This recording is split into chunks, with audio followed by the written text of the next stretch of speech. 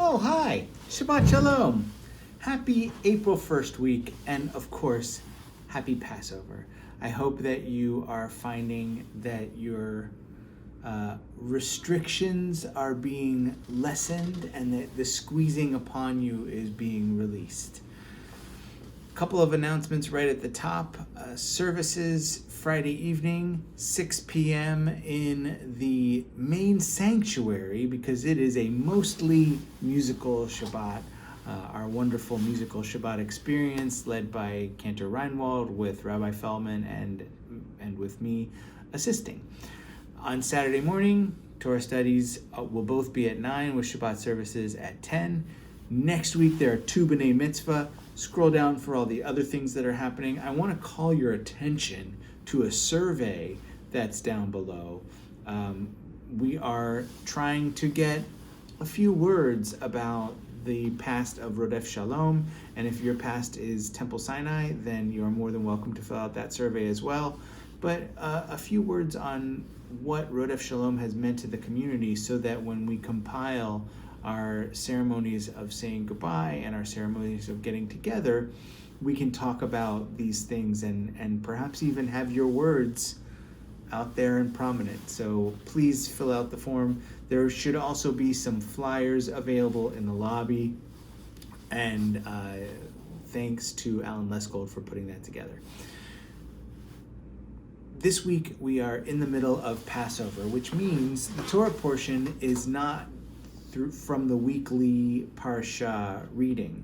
It's a reading where Moses is up at Mount Sinai for the second time, and Moses says to God, "I just want to see your face." And God says, "You can't see my face because people can't see me and live, but if you get in the cleft of the rock, I will put my hand over you, I'll walk past, and then you can look." This is an incredibly anthropomorphic scene, and yet over the centuries a wide swath of rabbis have interpreted this in many different ways. The one that I think is the funniest is Rashi's, who says that Moses sees the back of the knot of the phylactery on God's head, so God wraps tefillin according to Rashi. But one of the most meaningful is that you won't see where God is, only where God has been. Like that poem that everyone had in the 90s of the footprints on the beach, that you know that someone is making these footprints, even though that being that made the footprints is no longer there.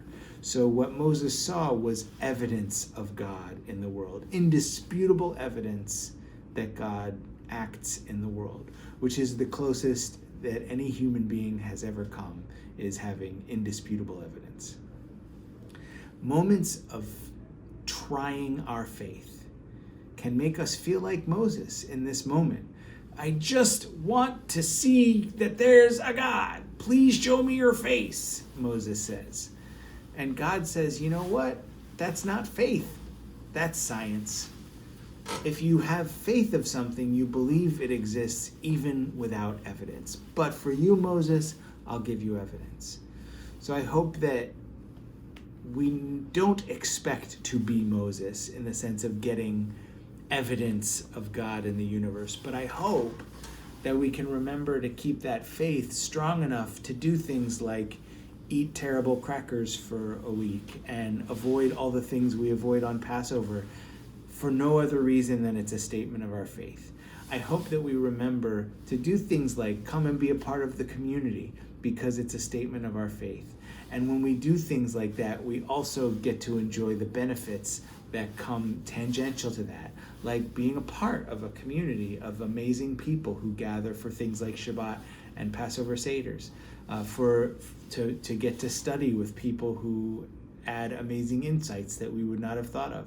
So for all of these reasons and more, we gather together for all of our events, Passover, Shabbat, what have you, and we remember to keep the faith, because that's really what this is all about. Shabbat Shalom. See you soon.